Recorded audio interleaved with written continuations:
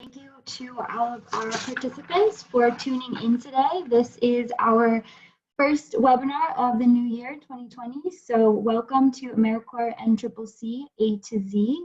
We are hoping to provide a comprehensive amount of information for you all, no matter where you're coming from, to give you the information that you need in order to make a strong, informed decision about whether or not AmeriCorps NCCC is the right program for you. This presentation is going to be between 30 and 40 minutes. So just to reiterate here, if you have a technical issue or a problem with our webinar platform that we're using, go ahead and use the chat or the raise your hand feature. And if you have a question about the actual content that we are going over or the program itself, go ahead and put that in the Q&A box that we showed you so that we can respond to those at the end of the presentation. Okay, so we will go ahead and get started with that.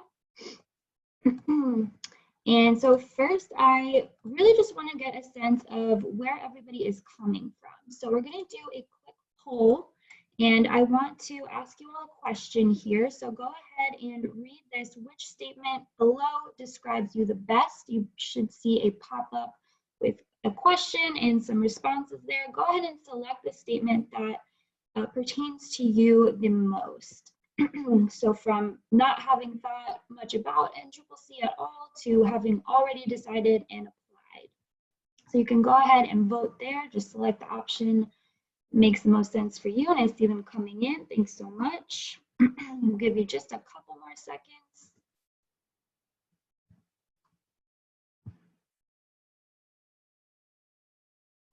All right, so let's share out some polling.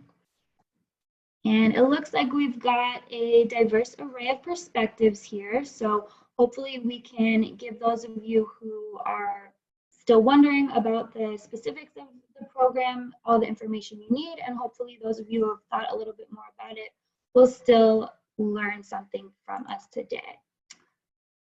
All right, so let's go ahead and get into it then. So when we say AmeriCorps NCCC, what do we mean? We are talking about the National Civilian Community Corps, or NCCC, and that is one of the many AmeriCorps programs. But we focus specifically on the mission of strengthening communities and developing leaders. And so we do this through team-based national and community service. And again, that mission is sort of two-pronged. So the first, strengthening communities, is around providing the resources and tools that communities need in order to better serve their constituents. And then developing leaders is where we really focus on you, right? The young adults in our program who are traveling around the country, making a difference, doing the actual work. We want to make sure that you have the tools that you need, the skills that you need to be productive members of society, and develop you as the next generation of leaders for our country. All right, so now we're going to just watch a quick video to kind of get you a little bit more oriented to what our program looks like and some of the potential projects that you could encounter. And this is just a 1-minute video, so we'll go ahead and share that now.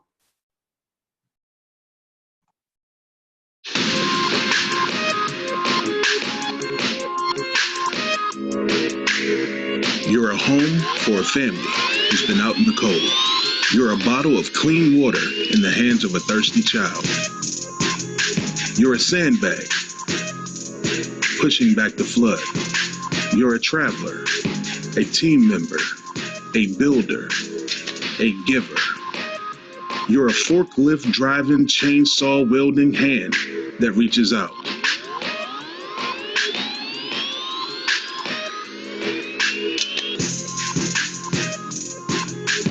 You're a line in the woods that fires can't cross. You're a garden that feeds a community. Your not help is on the way. Your help is here. Join AmeriCorps NCCC. Be the greater good.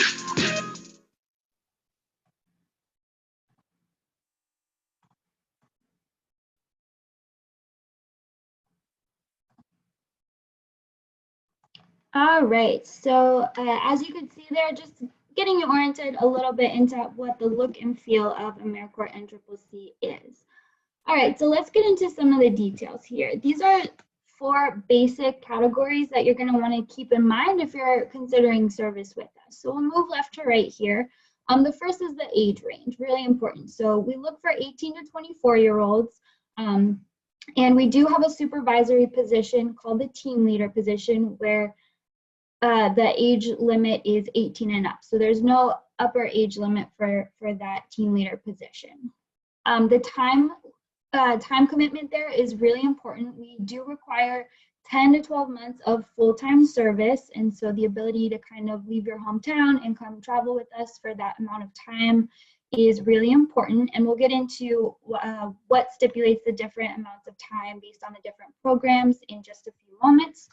The next area there is that it is a team-based program, and so that's really important. You'll be placed on a team of about 8 to 12 of your peers with 1 team leader assigned to you. So your team will work together, you'll live together, you'll travel together, you'll eat meals together. The aspect of teamwork and collaboration is really important. And then finally, we do have 4 campuses. And when we say campus, we mean sort of a regional hub where you initially are deployed to, and then you come back in between your projects to your campus to receive some additional training. You spend most of your time out in the field, but this is where you're kind of calling your home base. And so we'll talk about the campuses now.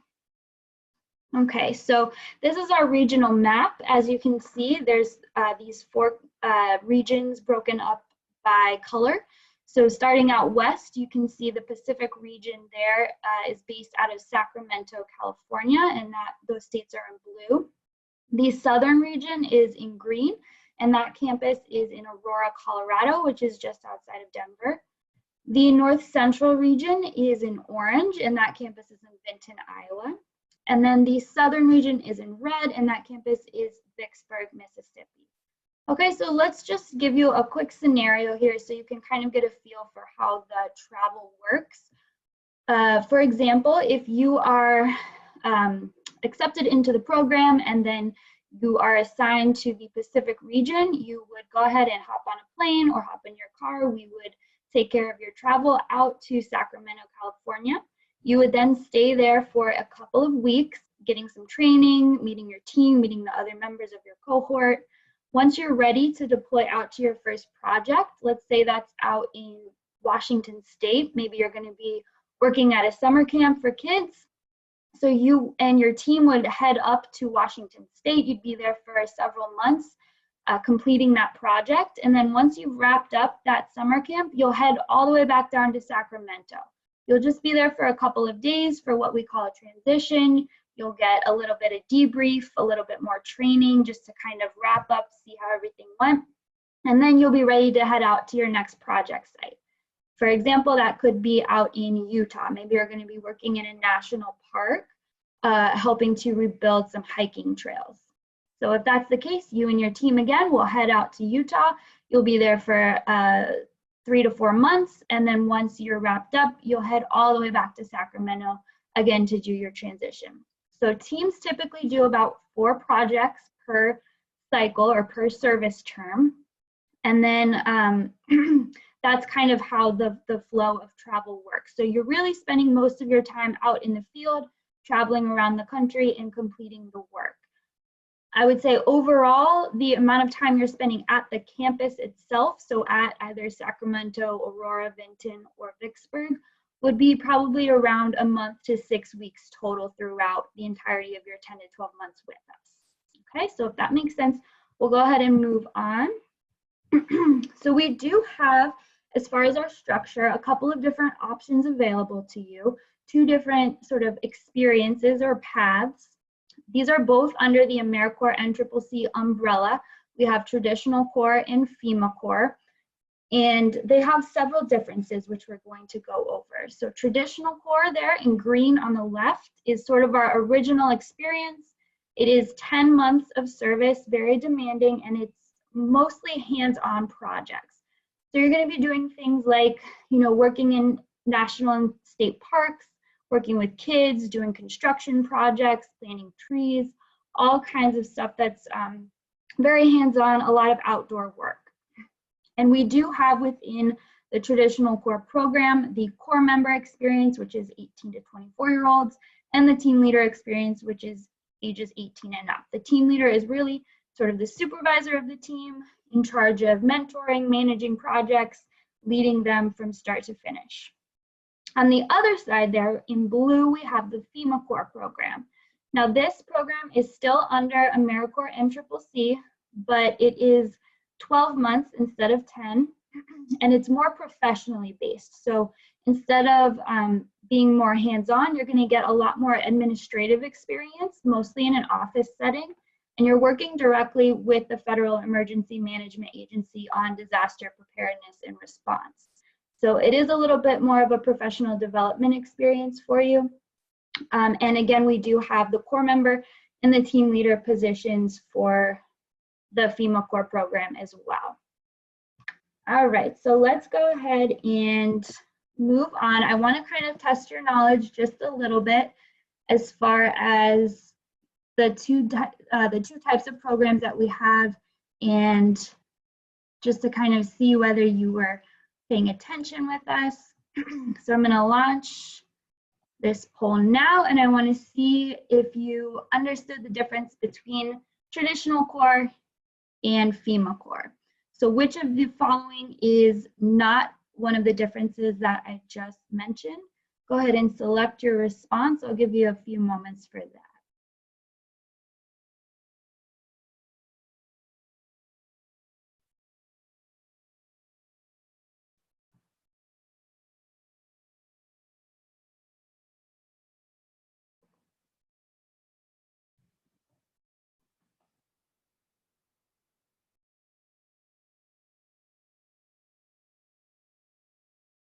All right, I can see most of you have voted. Just a couple more seconds there, and we'll go ahead and share out the results. All right. So our correct answer for this poll was option C. Traditional Corps is an NCCC program, while FEMA Corps is a FEMA program. They are both NCCC programs, both under that AmeriCorps NCCC umbrella. FEMA is our project sponsor for FEMA Corps. Okay, so you get the same benefits, the same basic structure in both programs. And the other three options there are some of the differences. All right, so let's go ahead and get moving here. So what do you guys really want to know? The benefits, right? What's in it for you? So we're going to talk about some of these benefits now. The first of which is that you do get to build your resume, right? So we're going to provide you with a lot of the skills that you need that are going to help you in your career for years to come. Not only that, but it does look really good on a resume just in general. And there is a network of about 600 employers that have committed to hiring alumni of national service programs, including AmeriCorps. So this network of employers sees AmeriCorps NCCC on your resume, and they say, okay, we want to pay a little bit extra attention to this candidate. They've got some of the background and experience that we're really looking for. The second benefit that we like to talk about is the opportunity to travel the country. So if you're interested in maybe seeing a different part of the country, exploring different areas of the United States, this is a really great opportunity, and you get to do it free of cost to you, right? So we cover all of the travel costs. You do get to make a difference. So besides that warm and fuzzy feeling that you get when you know that you've made a difference, you've helped communities in need, you do also really get to see the mark that you're leaving, the impact you're making on communities. A lot of the residents are just super grateful that you're there, and so you really get to see that impact. The Education Award is one of our, I think, most attractive benefits. Once you successfully graduate, you'll be eligible to receive this award of approximately $6,000. Just to note, it does change from year to year, but right now it's at about $6,000. And you can use that on student loans or future education expenses, whatever you need for your education. And then the last two here have to do with your basic expenses. So while you're in service with us, we want to make sure that all of your basic needs are covered so that you can really focus on the important work that you're doing of strengthening communities, right? So we cover your housing, your food, your transportation. We do provide medical benefits as well. So all of that is completely covered by us. And then in addition, we provide a living allowance. So you do receive this bi-weekly and it is taxable. But overall, you're going to get about $300 per month in addition to all of your expenses being covered. So this $300, you might think is not a lot, but it is just for your personal needs. So if you need your hygiene products, or you want to just have a nice meal once or twice a month, that's what the living allowance is for. You don't have to take that $300 and stretch it for your rent and your health insurance and all of that stuff. Okay, so just want to make that clear, and we will keep on moving. So we're going to go through some of the types of work, what kinds of projects you could potentially be doing while you're with us. I will cover the traditional Corps and the FEMA Corps types of work, and I'll start with traditional Corps now. So these are our 5 focus areas for traditional Corps. You could be doing a handful of these types of projects. You could cover most of them during your service. We have some opportunities for folks to specialize, but I'll go through each of them and give some examples of each as well. The natural and other disasters focus area is pretty self-explanatory. If you are deployed out while you're serving to the site of a natural disaster, you could be doing things like filling and installing sandbags, handing out supplies, making sure that survivors have everything they need in the wake of a disaster. Infrastructure improvement has a lot to do with increasing the accessibility of community spaces. So things like building ramps and footbridges. They also do beautification projects, things like that.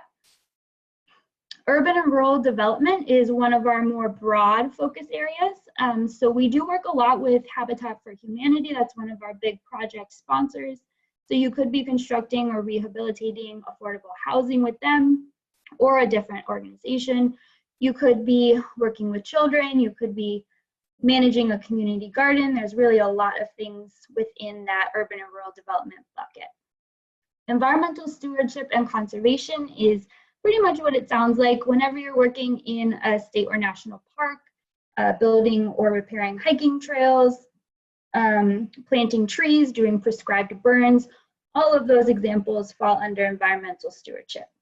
And then finally, energy conservation has a lot to do with educating communities on how to be more sustainable and efficient in their energy uses.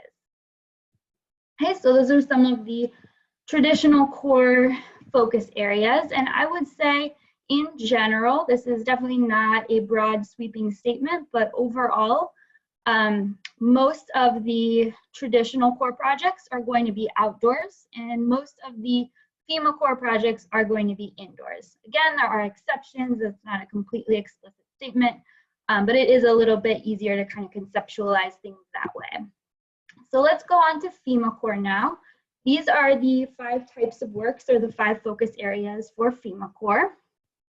The first is disaster survivor assistance. So that's where you're working directly with the survivors of disasters in their communities, making sure that they are able to complete the applications for the services that they could be eligible for to get them all of the support that they may need. Individual assistance is a lot of coordination between different organizations, different government agencies to make sure that they have the funding and resources to get those services to disaster survivors. For logistics, if you think about everything that is needed in the wake of a disaster to get to survivors, so their food, their water, their clothing, their shelter, all of that stuff needs to be housed usually in a big warehouse. And so inventorying and distributing those supplies is essential, and our teams sometimes do that or take care of that for the federal agency, FEMA. The planning and geographic information system area is sort of twofold. So for planning, our members are researching and writing and helping to actually create those disaster response plans for communities. The Geographic Information System, or GIS, is a mapping software system. This is a really valuable skill to have. It's kind of an up and coming field, and so they can actually look at communities, look at maps, and see which areas might be most susceptible to a disaster, what services might be needed, and kind of go from there. So it's a really interesting and up and coming skill. And then finally, the public assistance area, again, has a lot to do with educating communities, assessing needs, doing a lot of data intake, data management. So if you're interested in how to manage and collect information, this is a great option as well. All right, so just to kind of drive the point home with FEMA Corps, I know we've talked a little bit about the differences,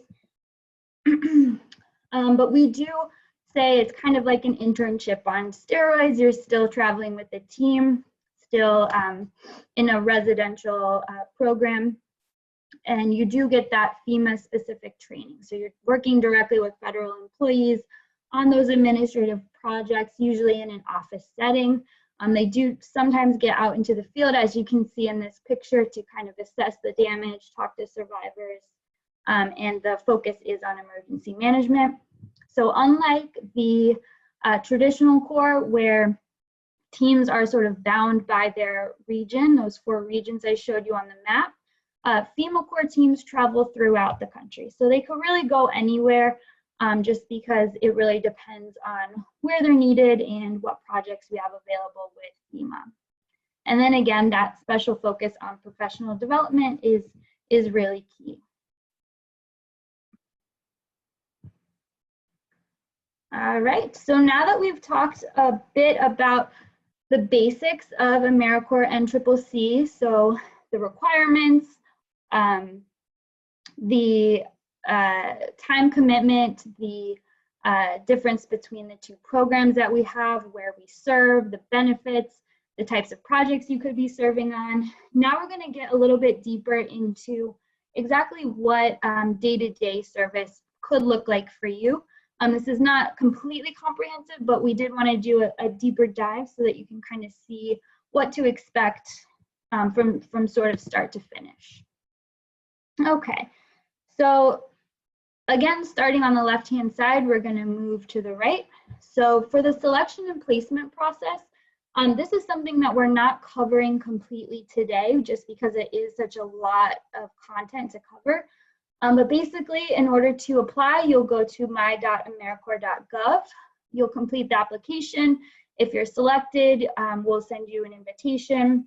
You'll undergo some medical and legal clearances.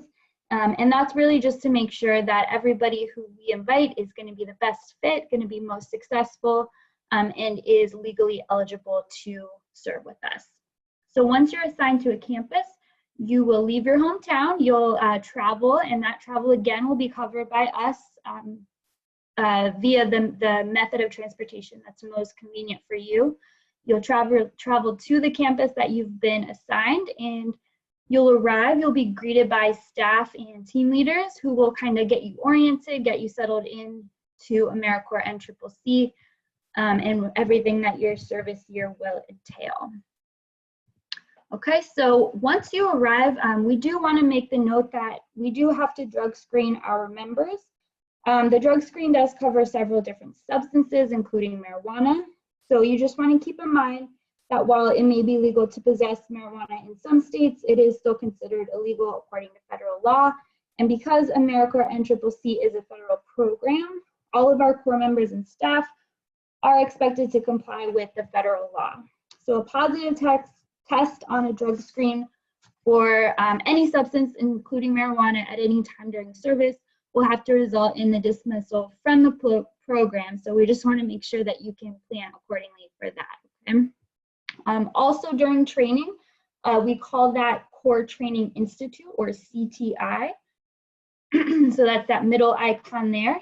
And that usually lasts about 3.5 weeks. It is a little bit longer for FEMA Corps, but you'll get oriented. You'll learn a lot about disaster relief, diversity, teamwork, all of the technical aspects of service that you're going to need to know. Also during training, you'll be equipped with all of the gear that you need for service. So we'll give you your uniform, your boots, we give you a backpack, several other items that you're going to need just to make sure that you're fully prepped and ready to serve. And we do want to emphasize the point that a lot of our projects do require some physical fitness, and so that strength that is needed, we do focus on physical training, and we do that 3 times a week with our teams. So some teams just have the team leader lead those training sessions, and some teams assign a different team member to lead the physical training 3 times per week. So you will be physically fit, you will be active while you're with us, and we just want to give you that point as well. So continuing on here, the team experience is super important. Again, it is 8 to 12 people. You'll have a team lead, and again, that ability to work with others is just important in general for future career and for life. So you're going to get really good at it with MCCC. The transportation. So most of our transport is via ground travel, and we assign each team a 15-passenger van that you'll use to travel out to your projects with. And we also tend to call projects spikes. So that's a little bit of lingo for you. So you'll travel throughout the country or throughout your region in this van. You don't have to drive if you don't want to, if you're not comfortable with that. But if you do have a valid driver's license, and you're willing to undergo the training, we will provide that to you so that you feel comfortable behind the wheel. So it is kind of like a year-long road trip, if you think about it that way, where you're traveling with your team together throughout the country to these projects. As far as the project rounds and transition piece, this is what I was kind of getting at when we were on that map slide. So you'll have multiple project rounds and transitions throughout your service year. You'll go out to your project in whatever region you've been assigned. Then you'll come back to campus. So Sacramento, Aurora, Vicksburg, or Vinton. You'll come back, reconnect with the rest of your cohort or your core, and receive extra training before heading back out to your project round. So the majority of your time, again, is going to be spent either traveling to or from your projects, or actually at your project sites, completing the work and serving communities. The disaster deployments part there, so at any time during service, if a disaster strikes, you could be deployed to the site of that disaster to help respond. So serving at a disaster site could mean longer hours, but just keep in mind that we do prioritize safety, #1. And a lot of members do find that these disaster deployments are super rewarding, right? Just because the services that you're providing are very urgently needed. So a lot of people are just very grateful that you're there, and it can be really, really meaningful. The basic expenses, as we mentioned earlier, are completely covered. So your room and board, your travel, you don't have to worry about. The housing is going to be communal, so just keep that in mind. We can go into further detail later about that. And then that $300 per month post-tax. So that's an approximate number. It's going to look a little bit different for each person depending on your tax claims and everything, but that is the approximation there. The food is done through, again, a communal activity. So you're shopping with your team, you're cooking with your team. Some teams break up that work differently, just depending on how you work together. Everything is pretty modest, right? But from what I hear from what alumni say, you are, comfortable, your needs are well taken care of. And then finally, once you are getting close to the end of your service, you will head back to your campus. And you'll be there for a few days to kind of wrap up, do some debriefing, get ready for what comes next after AmeriCorps, and you will graduate. So this is, we do have a ceremony. Sometimes elected officials come. You can invite your family and friends. It's a really beautiful time to kind of punctuate the end of your service. And then again, that AmeriCorps Education Award is going to be available to you once you complete service.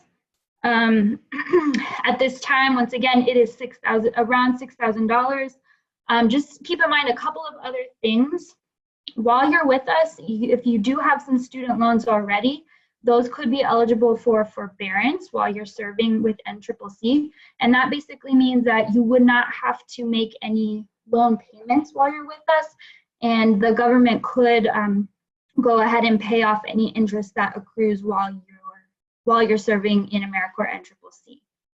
Some colleges also do match the education award, and some offer additional scholarships as well because they want to attract AmeriCorps alumni. So there is a page on our website where you can do a little bit of research on actually both of those items to kind of see if your loans would be qualified or eligible for forbearance, and to do a little bit more investigation as to which colleges and which universities might sort of give you the best bang for your buck with regard to the education award. And then finally, you are finished, right? You've got hopefully a lot of great experience and memories that will last you the rest of your life. Hopefully also the relationships that you've made, your teammates and others in your corps will remain great contacts with you for the rest of your career.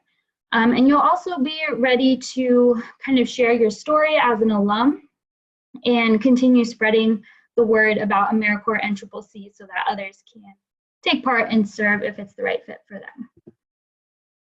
All right, so we are getting a little bit closer to the end here, but if you're still kind of considering whether or not AmeriCorps NCCC is the right fit for you, we've got a list of questions here that you may want to ask yourself.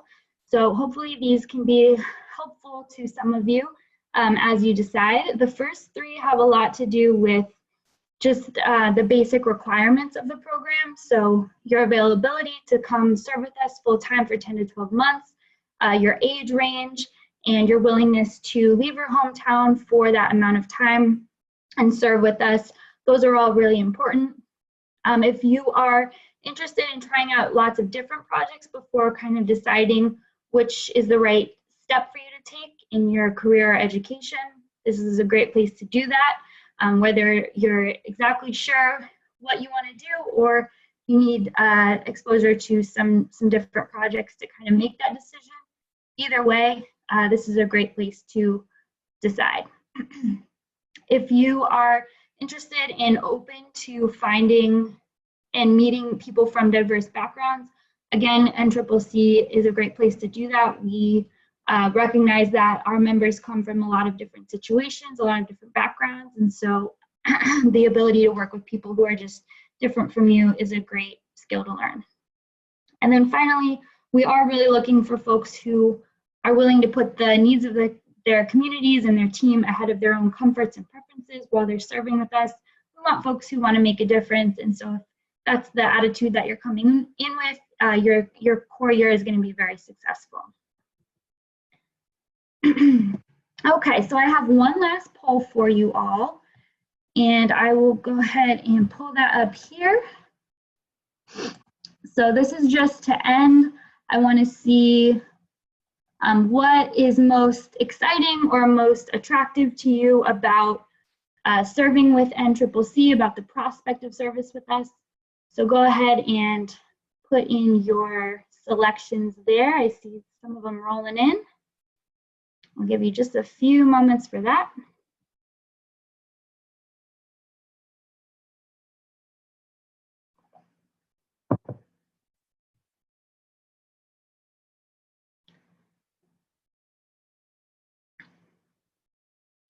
Alrighty. I will go ahead and end that poll now. And as you can see, a lot of folks are excited about all of the things that we've covered today: traveling the country, meeting new people, gaining real life and professional experiences, and earning that education award. All great stuff to look forward to. All right, so to kind of wrap up here, just a few words about the application process itself.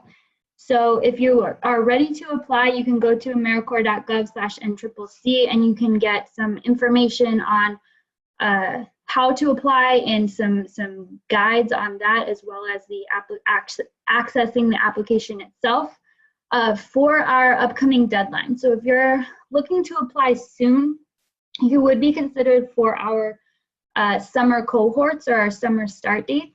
So for FEMA Corps, both the Corps member and team leader deadlines are March 31st, and you would be ready to serve then in July.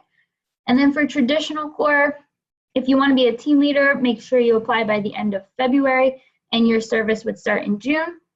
And for the Corps member traditional Corps position, you would apply by the end of March to serve in July.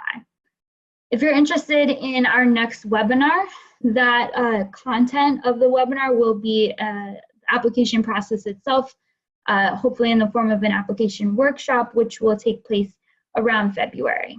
So stay tuned for that. We'll be sure to send you information to come as it develops. And then finally, before we move into our Q&A portion, just want to encourage everybody to connect with us on social media. We have Facebook, Twitter, and Instagram, the big three there, as well as our website. There's also a toll-free number that you can call as well as a email inbox if you would like to ask further questions about anything that I've covered today, the program itself, or the application process. So those are the methods of communication with us, and we hope to connect with you. And then from there, we will go ahead. I believe we have a few questions in the Q&A box now. We'll go ahead and transition to our question and answer session. So with that, Scott, I will hand the floor over to you. Thank you so much, Jackie. Yeah, we do have a few questions that have been posed, so thank you guys for sending them to us. Keep them coming. We still have time to accept new questions and things like that. So let's go ahead and start reviewing some of them. One of the questions was, does your hometown determine your campus?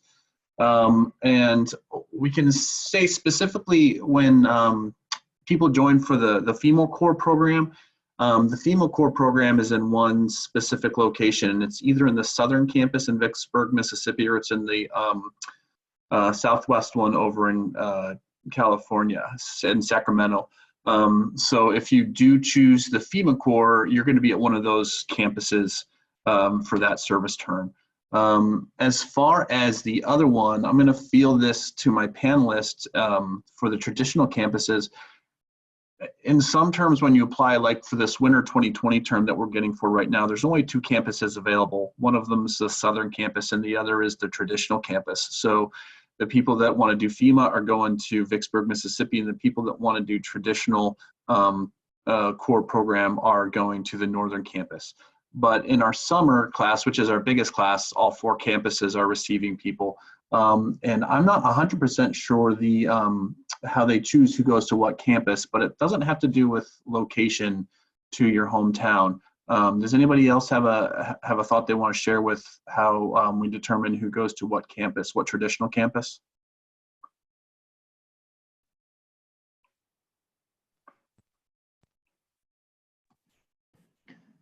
Hi, Scott. This is Jackie again. I think as far as determining assignments between traditional core campuses, I think it really just has a lot to do with when you apply, what the availability is at each campus, when you are accepted and invited, and your willingness to kind of serve everywhere. So at this time, we're not able to allow sort of selections there based on which campus you would like to go to, but we do work with you to make it the most sort of comprehensive and like holistic experience as far as selecting which area of the country you're assigned to.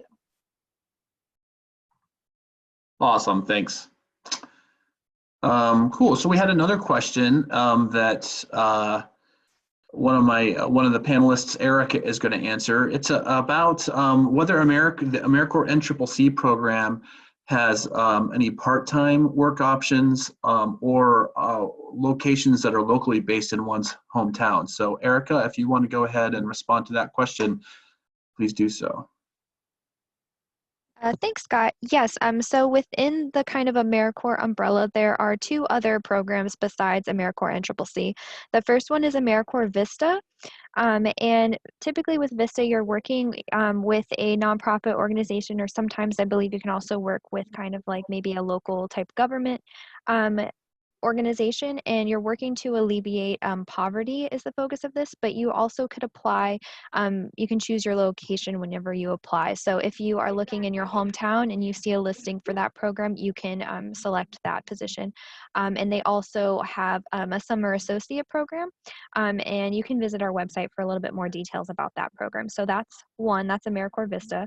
The next one is state and national. So for state and national, there are lots of programs across the entire country, and you'd be working directly with a different grantee through AmeriCorps. So you can do a lot of different types of work. You can work in education, you can work with like a local food bank. Kind of the opportunities are pretty vast with our state and national programs. And similar to Vista, you can also choose your location, like your hometown, or if you wanted to pick somewhere that was maybe a place you've always wanted to visit, you can do that. And there will also be a little bit of variation on the length and time commitments for the service. Great, thanks, Erica. And then there was a follow-up question to that about how to contact AmeriCorps Vista. If you look at the website, the AmeriCorps, do a search for AmeriCorps Vista, it should give you some access to get information for that. If somebody has a second, we might be able to find that for you as well to give you the exact website while I continue to field some questions.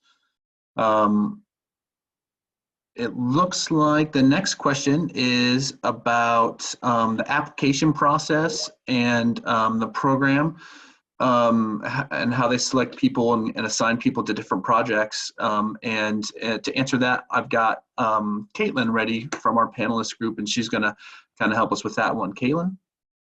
Thank you, Scott. I was a member in NCCC for 2 years in a row.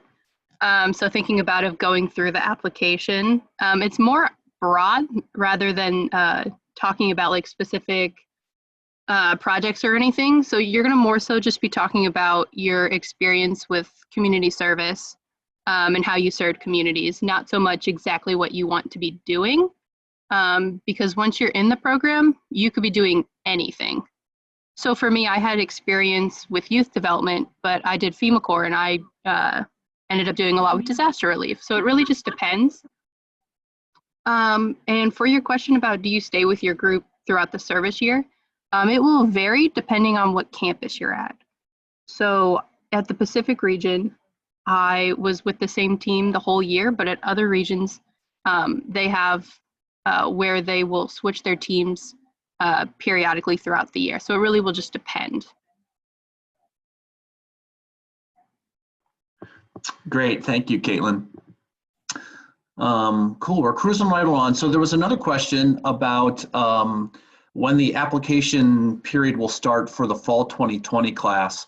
And I don't know if those dates are set yet. And I just wanted to check and see if any of the other attendees aware of when, kind of like a ballpark of when that might happen, when they might start accepting applications for the fall 2020 program.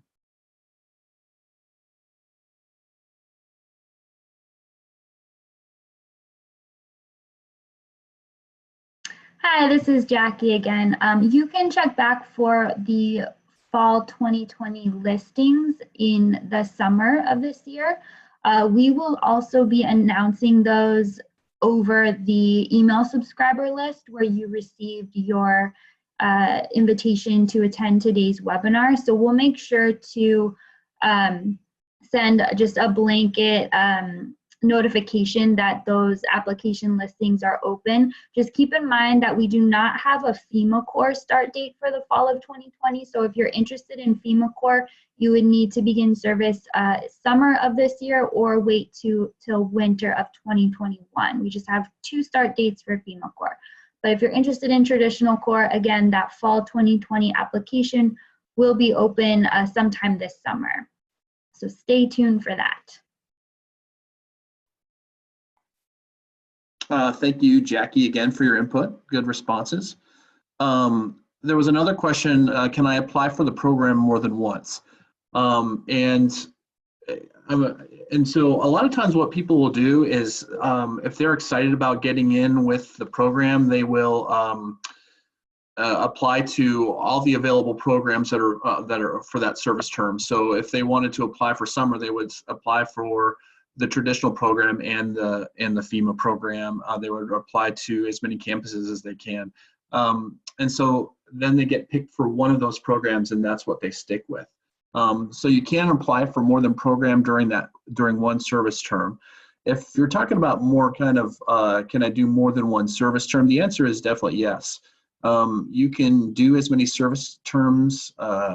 You can do 2 service terms and still get the education award. After you have done the second service term, you are no longer eligible for the education award.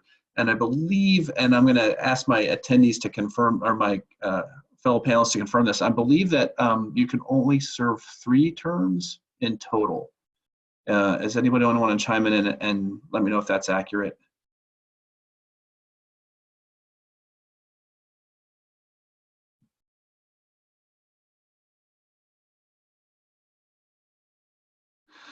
Hi, this is Erica. So just to jump in, I don't believe there is a limit on how many terms that you can serve in total with AmeriCorps. Like Scott mentioned, you can only receive 2 education awards. Typically, when serving with NCCC, we recommend, or we prefer not to have members serve 3 consecutive service terms, but I can't speak to the other AmeriCorps programs. So that's just NCCC specific. Okay, cool. Thank you, Erica. That might have been what I was thinking about, is the 3 consecutive terms. And I'll just add another piece of information to that. To keep in mind to that too is the age limits on how old you can be for those programs. If you want to do the team leader program, then that doesn't factor into it. If you're the team leader for your group, because there's no upper age limit for that.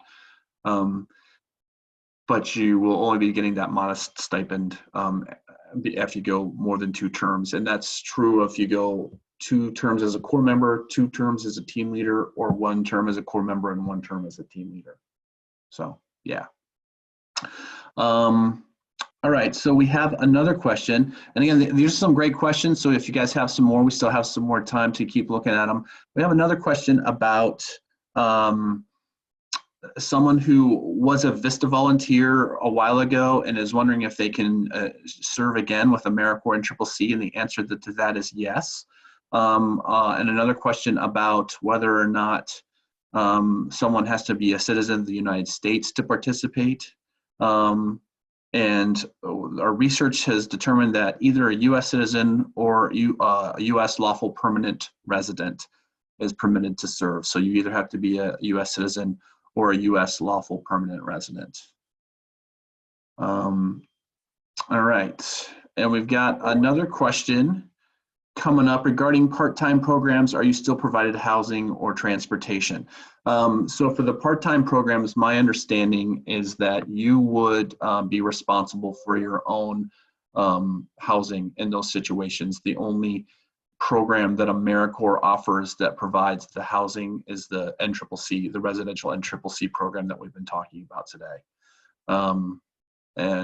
Since it's local as well, then the transportation would be for you too. Another person asked, how competitive is the application process? And the response to that is, and I'll invite my panelists to chime on this one as well, because it's kind of a broad topic, is we're looking for people that fit the program. We're looking for people who are motivated to service, motivated to help others, motivated to travel and do all the awesome things that our team members do. And so in that sense, we try to figure out who the best people are. As far as getting into the program and whether you would have to compete with other people, it really kind of depends on the numbers of people that are applying. In general, the earlier on you apply in the process of accepting applications, the better chance you'll have of getting in, because it's to some degree kind of a first come first serve kind of program, as long as you meet some of those criteria that we're looking for in our core members. So aside from that, it just depends on if we have a lot of applicants for that particular year, then what often happens is that your application can get deferred and put on a wait list for the next service term. So we might get most of our applications for the summer terms. And if our summer classes fill up, then we would put someone on a wait list, and they're free to, and they'll get sort of first dibs at being invited into the fall class. And when you think about the time between summer and fall, it's not a substantial difference, because the summer can start in July or August, and then the fall class can start in October. So you're really only talking about like 1 or 2, 3 months sometimes of a difference of time. So if you're interested and you apply maybe a little bit later and you get put on a wait list, it's really not a super huge inconvenience to wait a little bit longer to get into the next service term. Okay. And then So this is Jackie, yeah, real quick, with regard to the application process, I just wanted to add a quick note about the process itself and what the application entails. So there are a lot of different sections, and we are hoping to provide you some more information, like I said, next month about the details of that process itself. However, there are 2 main sections that you're going to want to pay special attention to, just based on the way that we assess our applications. So the first is what we call a motivational statement, where you provide a couple of paragraphs describing why you believe you would be a good fit for NCCC, and just kind of demonstrating your overall understanding of the program and your background. And so that is one of the sections that is weighted pretty heavily when we look at your application. And then the other section that you just want to put some time and thought into is your reference section. We do need 1 professional reference and 1 personal reference. So just put some consideration into who you ask, whether it be a coach, a professor, a former teacher, a mentor, even a religious leader if you attend a church. Those folks you're gonna want to make sure that they can really, sing your praises and sell you well to the program. So those are the 2 sections of the application process that you're going to want to just pay attention to, because we do look at those quite closely when considering you for service. Thank you, Jackie. So we have another question about Traditional Corps. Is Traditional Corps based out of all 4 campuses? And so I guess the answer to that is potentially. Because we said the Southern is either Southwest or I'm sorry, the FEMA Corps program campus is either the Southern campus or the Southwest campus. So in the summertime, there's 3 other campuses would include all the other 3 spots. So if one summer the Southwest campus is hosting the FEMA Corps, then the Southern campus will be used for traditional. And if it switches somehow the next summertime that the Southern campus has the FEMA Corps program, then the Southwest campus would house the traditional program. If that makes sense. And panelists, did I explain that well?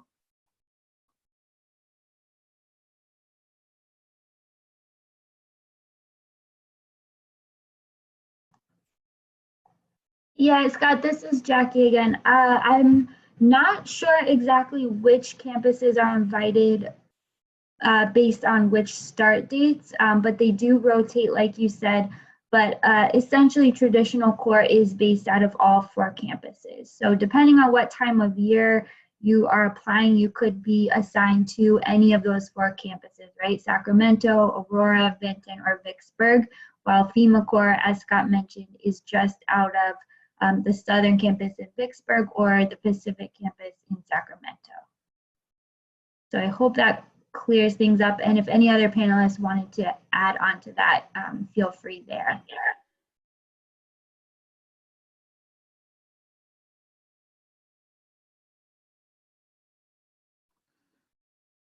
Thanks, Jackie. Yeah. So we had another question too regarding wait lists and terms. And this is sort of just a clarification question about exactly what we mean when we use the term fall or summer. It's accurate. When we use the term fall or summer, we're talking about when that particular service term or when that service class starts. So when we're talking about the summer 2020 program, we're talking about the class that starts in July and runs until May or so of 2021. So yeah, we're speaking about when that class actually begins, not the length of the class. So when we say summer, we're not saying it's run June, July, and August. So that's accurate. I think that we got all the questions answered. So let me give you one more option or just call for any last minute questions. If there's anybody that sort of has any last minute questions or questions that we perhaps missed, or you want to follow up with a little bit more information about that, feel free to take about 20 seconds or so to kind of put that out there.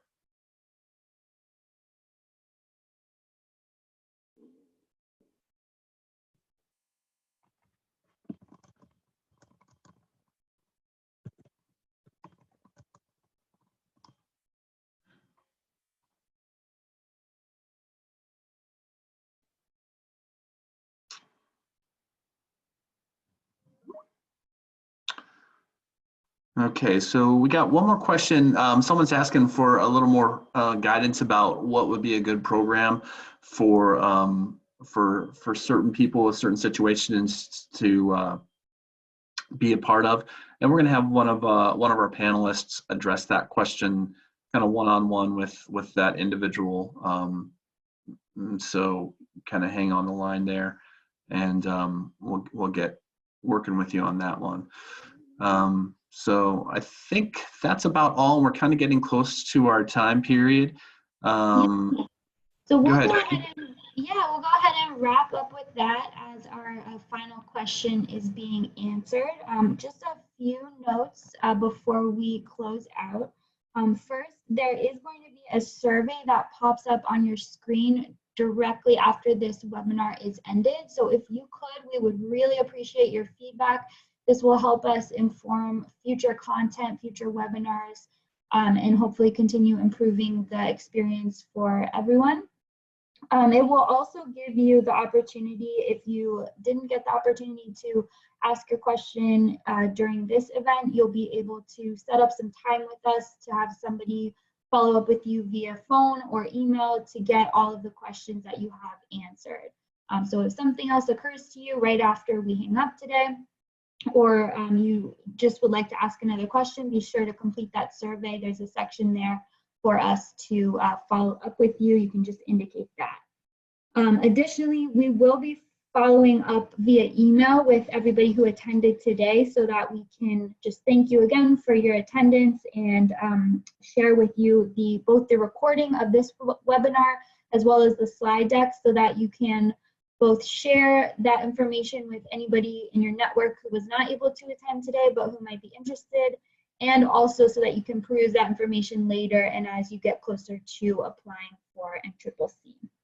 So with that, I believe that will wrap up our event, and we want to just thank you again so much for attending and for your thoughtful questions, and we hope to connect with you again soon.